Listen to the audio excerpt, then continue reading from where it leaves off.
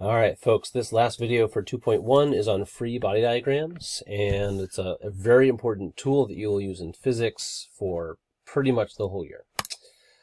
So let's start with what a free body diagram is.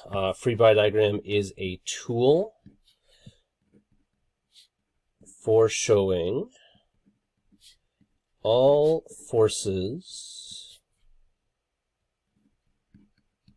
acting on a system. And so for this unit, it's like the first thing that you do almost every time. And then in future units, we'll still use them because knowing the forces that act on the system and what direction they act is really important. I underlined the word on because if you think about like a car accident, if you are in a car accident, then your car gets hit, but your car also hits at least another car or something. And so when we think about like the forces acting on a system, we are not thinking about the forces that are caused by the system. So we have to make that distinction. When I did the video about choosing a system, this is the first reason why we have to choose a system, because then that determines what forces are acting on it versus the forces that it caused. There is a procedure for doing a free body diagram that is pretty important to me, and I think it's pretty good to start out, and you'll forget it again once you internalize it. So we're doing this as like a way to start analyzing a system. And so the first thing to do is to draw the scenario. Now, this is often a picture with as much context as you want to have, but a picture of all the objects that are interacting. The next thing you're going to do is you are going to circle the system. And this act of like physically drawing a circle around the system is the most important part for this free body diagram process. Now, a free body diagram is not a picture. It's a diagram. So it has, that sounds like there's no difference, but I promise you there is. It is not this artistic statement. It is just a minimal drawing of what the forces are. So once you've circled the system, you're going to redraw the system as a dot or a square or some other very simple shape. Once you've redrawn the system, that's the beginning of your free body diagram. You are going to add to that diagram the gravity force. All of the forces are arrows, and you will learn very quickly which way the arrows point. And then the kind of big finish here is you drew a circle around the system. Use the circle to identify the contact forces. And so I'll show you why the circle is important, but basically when you draw a circle around your system, the circle is going to intersect some things.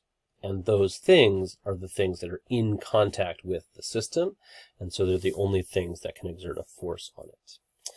All right, so here we go. Water bottle at rest on a table is our first example. So let's use this procedure, and I'm going to draw the water bottle. I'm actually going to draw a glass because I would struggle to draw a water bottle, and I'm going to draw it on the table. Okay, so that is the water bottle at rest on a table, and maybe I'll draw the table and the floor just so there's some other objects in it. That is an enormous water bottle. Okay, so step number 2, I circle the system. The system is the water bottle. Step number 3, I redraw the system as a dot or something. So I'm going to stick to a dot unless I have a good reason not to. Add the gravity force. So here's the arrow system that we use. All forces are arrows, and they are pointed in the direction that the force acts, and those forces originate at the object. So what does that even mean? That means that gravity always acts down. So I'm going to put an arrow pointing down. It's going to come from the object and go down, and that's going to be labeled FG. Now in AP Physics 1 on the AP exam, they accept basically any label that is clearly the right thing. So if you write the word gravity, you will still get a point. But if you write little g, you won't get a point because that little g does not represent a force. Okay, anyway, you've added the gravity force. Use the circle to identify the contact forces. And so that's when you take out your notes from the previous video and you look through your list of forces.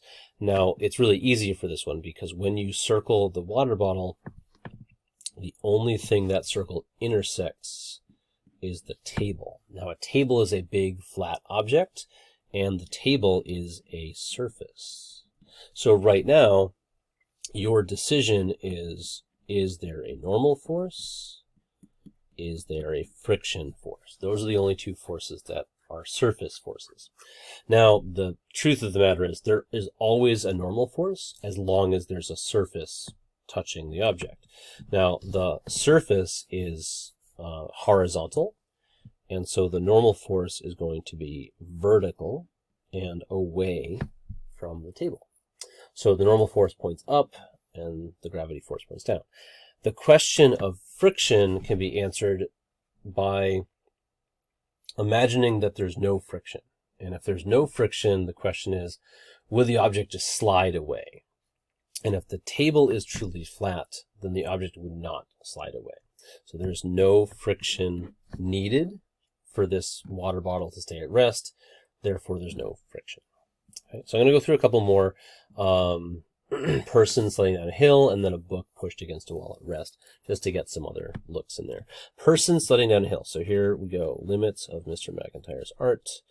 And so we're going to have the sled looking like this, and we're going to have the person holding on for dear life. Okay, there we go. That's not terrible. So person sledding down the hill. I've drawn the scenario with all the context I want. I will now circle the system. The system's going to be the sled and the person. I'm going to draw a dot for this object. I'm going to put in the gravity arrow. Okay. The length of the arrow is going to tell us a bit about the magnitude, but unless we have some context here, we can't make any decisions. So the longer the arrow, the bigger the magnitude, but for now, nothing. All right, here's where it gets interesting. The surface is no longer flat. It is now at an angle, because it's a hill. Now, again, it's the only thing that the circle intersects, and so the normal force and the friction force, those are the only decisions that I want to make.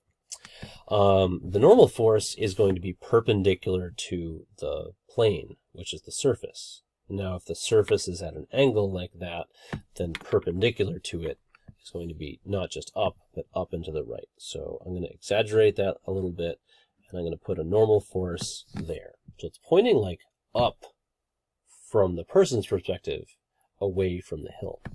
The friction force. Now, again, the question is like, is it needed to be friction? And anytime there's sliding, unless you're told there's no friction, there should be friction. Now, because the person is sliding down the hill, friction will function to reduce or eliminate that sliding. And so the friction has to be up the hill. Cool. All right. Last example, book pushed against a wall at rest. So this one is kind of weird. Here's the wall, and here's a book, and that book is going to get pushed up against the wall like that. Now, I'm giving you a specific picture, like your brain might have had a very different image because I didn't do a good job describing it. So we're just going to go with this. Draw the object, circle the object, and so now I have my system that I'm going to draw. Now the gravity arrow goes in. This one's a little bit more interesting because there's this arrow here. Now it's getting pushed against a wall. I couldn't draw a hand, so you get an arrow. And so the arrow points this way. Now, being pushed against a wall, there's no category that pushing force belongs in, so this is just an applied force. The other thing that the circle intersected is the wall itself, and so the wall is going to provide a normal force. If the wall is vertical, the normal force has to be horizontal, and so the normal force has to point out of the wall. So the normal force is going to point to the left. The reason I'm doing these 3 examples is to really like hammer home that normal doesn't mean up. It just means away from a surface. The last one is going to be friction. And now it's not, it might sound iffy, but there has to be friction here. Because if not, then the pushing force would only just push it into the wall. It wouldn't prevent it from falling down the wall. And so there has to be friction up to keep it from sliding. Okay. What I didn't do was tension. I think just one example in class will be fine for that. And I didn't do anything with spring for kind of the same reason. So gravity, normal, and friction are the ones that really we focus on first, and then you'll get to know the other ones. And that's it.